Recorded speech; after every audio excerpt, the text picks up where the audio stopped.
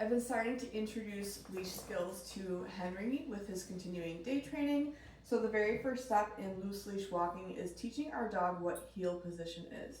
So heel position is when your dog is on your left or your right side, facing that same direction as you with their front feet at about your heel.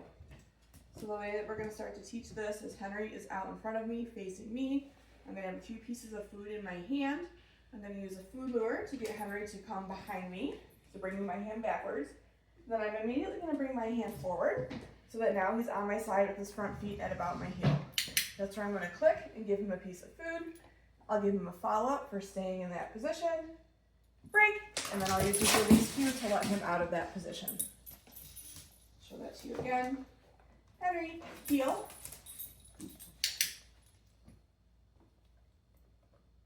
Break. Good job, buddy.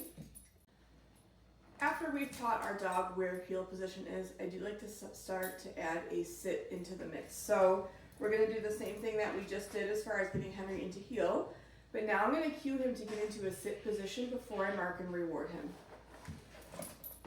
Henry, heel, sit. Good job. So I'll give him a couple of follow cookies for maintaining that nice sit position in heel. Break, using that release cue to let him out of position. We'll do that again.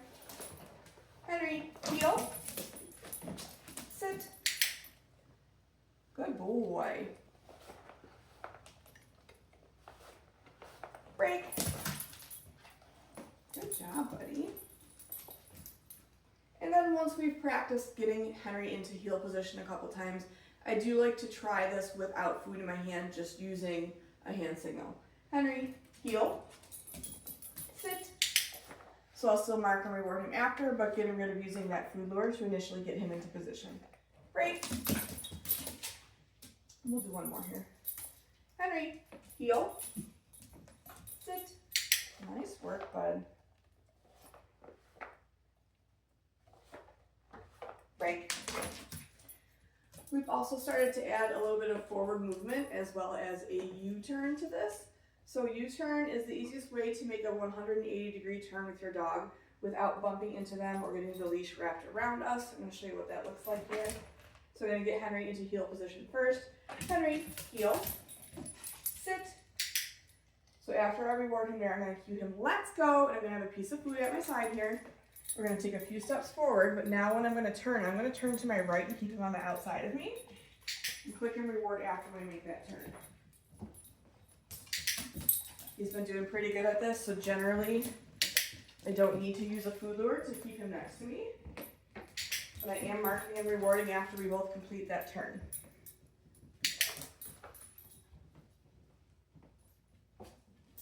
Good boy. Henry, sit. What a good boy.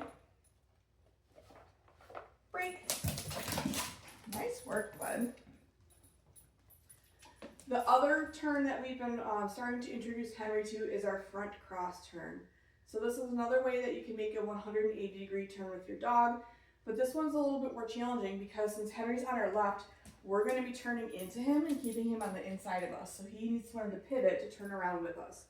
So for this one, I am going to bring food down before we make the turn, just to make sure that he's back far enough, because if he's up here and we go to turn, we're going to bump right into him. So let me show you what this looks like. Henry, heel. Let's try that again. Go get it.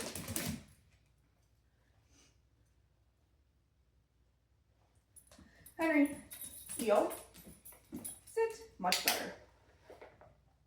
Let's go. So cueing him, let's go to move forward. But now, before we're going to get to the turn, I'm going to grab a piece of food, get him licking that food, because I'm going to be making a tight 180-degree turn. So let me show you that again.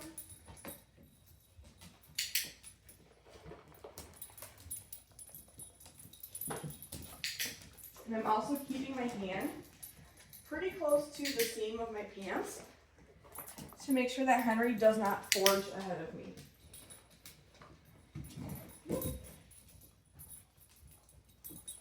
Sit. Good boy.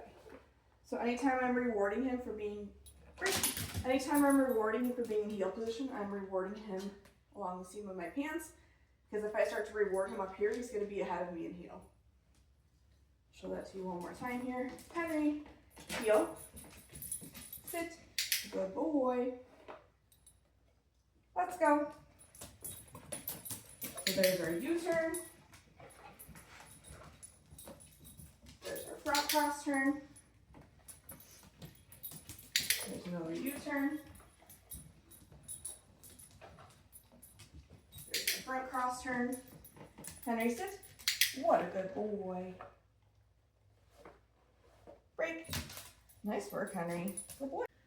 We've been continuing to work on Henry's mat skill, so we're to the point where we're just working on generalizing this behavior, adding in more distractions to make sure that he'll stay on his mat no matter what's happening in his environment. Let's toss a little reset cookie here. Go get it. Henry, go to your mat. Good boy. So I want to start to work on things like dropping items. Make sure that he'll stay on that mat if something falls off the counter or if we accidentally drop something that we're carrying. Good boy. I want to maybe work on crinkling bags, so like bags from food items or dog treats.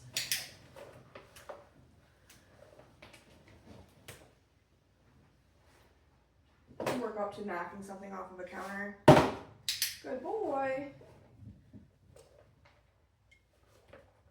Uh-oh.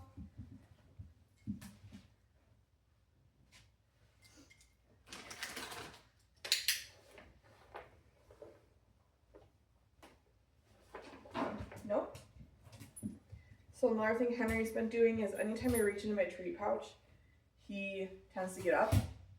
So I've also been doing a lot of this work where I'm not really bringing anything out of my treat pouch to get him to realize that he can't get up every time that I reach into my treat pouch.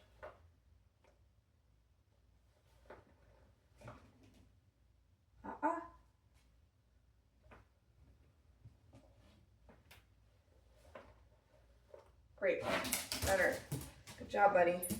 Go to your mat.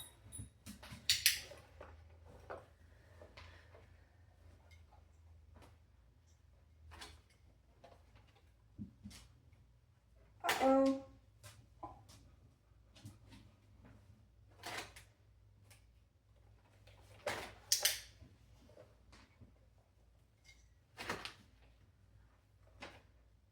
Good job, buddy. So just placing a bag of treats on the ground as a distraction.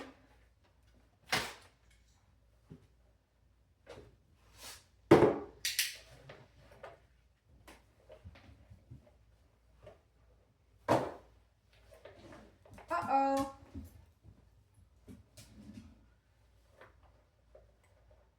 Break.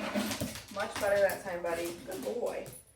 We started to introduce Henry to the leave it command. So to start out, I am going to have food in my hand. So I'm going to show the food to Henry. I'm going to close my fist. At the same time, I'm going to tell him to leave it. I'm going to say that to him just once. I'm going to hold my hand nice and still. When he backs off from my hand, when he disengages, that's when I'm going to click with my clicker and give him food from my other hand. Leave it. Good job, buddy. So I'm making sure that I reward him with food from my other hand and not the food that I just told him to leave. Leave it. Good job, buddy. Once he's pretty consistently disengaging from my hand, then I'll start to slowly build some duration. Meaning when he backs off away from that food, I'll count to maybe 2 or 3 to make sure he's going to stay backed off before I mark and reward him. So I'm going to toss a little reset here. Go get it. Henry, leave it. 1, 1, 2, 3. Good boy. So I started to count. He came back to my hand. When he backed off again, I started to count over. So I'm just counting to 3 right now. Go get it. Henry, leave it. Good man. Good boy. Nice work. So you can start to increase duration as long as he's being successful. You want to work up to him being able to stay backed off from whatever it is you just told him to leave for like 5 to 10 seconds. Good job, buddy. We've started to introduce Henry to door manners. So for me, an open door is not an invitation for my dog to run through it. So I do like to teach them to wait at thresholds for them to be released to come through. So the way that we're going to start out teaching this is I'm going to get Henry into a sit or a down position first, and then I'm going to work on reaching for the door. As long as he stays in that position, I'll mark and reward him, and then we'll do another repetition. I want to work up to being able to push the door open, and Henry remains in that sit position. So I'm going to toss a reset cookie here. Go get it. Oh, can you get it? Good boy. Henry, sit. Wait. Yes. Good boy. So if he stays in that sit, I might toss a reset between each repetition. Go get it. Just so we can practice this from scratch. Did you get it? Henry, sit. Up. Wait. Yes, good boy. Go get it. So each successful repetition that we have, I will continue to open that door a little bit further. If I'm trying to open it all the way and he's getting out of that sit every single time, that means that I need to take a step back and make it a little bit easier for him. Sit. Up.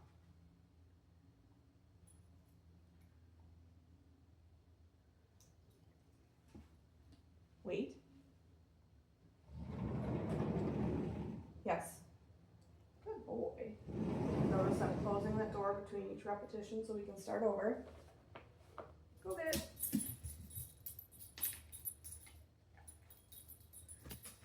Henry, sit. Wait. So I'm asking him for a sit and he keeps going into a down. So I'm just using a piece of food to get him back into the position that I asked him for. Wait. Yes. Good boy. Good job, buddy. Break. So you can practice this at any door. It does not have to be an exterior door, but the goal is that we want Henry to sit and stay in that sit or down, but whatever position you asked him for, while we open the door all the way. We just want to see that he's going to stay in that position. You'll also notice I'm using a wait cue for him. It's the same cue I use for getting him out of the crate. I just want him to wait until I give him further instruction to come through that door. Good job, buddy. Good boy. We've started to work on the very beginnings of teaching Henry a formal recall. So a lot of times what happens is our dogs find recall to be a very punishing thing because 9 times out of 10, when we're recalling them to us, we are either going to bring them in the house or put them on a leash. We're essentially taking away their freedom. So what I like to do to start to build up a solid formal recall is charge their recall word. So what I mean by that is Henry, we're going to use here for him. A lot of times we say Fluffy, come, or whatever we're using as our recall word. And our dog does not come to us because, again, they know that we're going to leash them up or take them in the house. So I want Henry's recall word to have an association that is positive. So we're going to do that by rewarding him right at my feet when I say his recall word. So again, this is just to build up the association between him hearing that recall word and being rewarded pretty heavily at my feet. So the way we're going to do this, it's going to be pretty easy. He does not actually have to come to me. I don't even need to say his name. He's going to come to me because I have the food, but I'm just going to say his recall word, drop a few pieces of food at my feet. As he's eating that food, I'm going to take another step and we're going to repeat that like 4 times in a row. So again, this is just so that he has a really solid association between hearing his recall word and being rewarded right at our feet. Here, and I don't need to use the clicker for this. Here, here, here, here. Good job, buddy. So that's something really easy that you can do with him every day. It takes maybe about 30 seconds. You could do that with his dinner before you put it down. But just so that he has that, again, that really strong association between hearing that recall word and being rewarded at our feet. We've also really been working on his name recognition by playing the flying cookie game outside this week. So that's going to be also like the very beginnings of teaching him a formal recall. I do like to make sure that my dog will respond to their name really well first before I even bother using their recall word. I think where a lot of people make a mistake when working on recall is the dog has a long history of you saying their name and their recall word and them not coming back to you versus charging their recall word, doing a lot of name recognition, and then pairing them together when you are in a situation where you can make sure the dog has to follow through, meaning they're on a long line, so if they're not responding, you can kind of reel them in. Good job. We've been playing our flying cookie game outside this week just to continue to work on Henry's name recognition. So this is going to be our very first steps in teaching our dog a formal recall. I will always start working on recall with my dog, again, by making sure they respond to their name first, because if you were to say Fluffy come and Fluffy hasn't even responded to Fluffy, highly unlikely they're going to respond to their recall word. So again, I like to start out by doing a lot of name recognition and making sure my dog's responding to their name really well first before I even think about adding in my recall word to a formal recall. So for this, I'm going to take a piece of food and toss it away from me. As Henry's finishing it up, that's when I'm going to say his name. As soon as he turns in my direction, I'm going to mark with my clicker, and then I'm going to reward nice and close to my body. The reason that I am not waiting until he comes all the way back to me to mark with the clicker is because when we start working at more of a distance, say he's like 20 feet away from me, if I say his name and he turns and maybe starts to come back to me but isn't getting any feedback from me, he may be less likely to come all the way back to me versus he's 20 feet away from me, I say his name, he turns, I mark it with the clicker right away, he knows that means food's coming, he's going to be much more likely to come all the way back to me to get that food. Go get it. Henry. Good boy. Go get it. Henry. Good job, buddy. Go get it. Henry. Go get it. Henry. Up, up, up, up, up. Good boy. So then that last one, when I called his name, he was still kind of looking for food, even though he already ate it.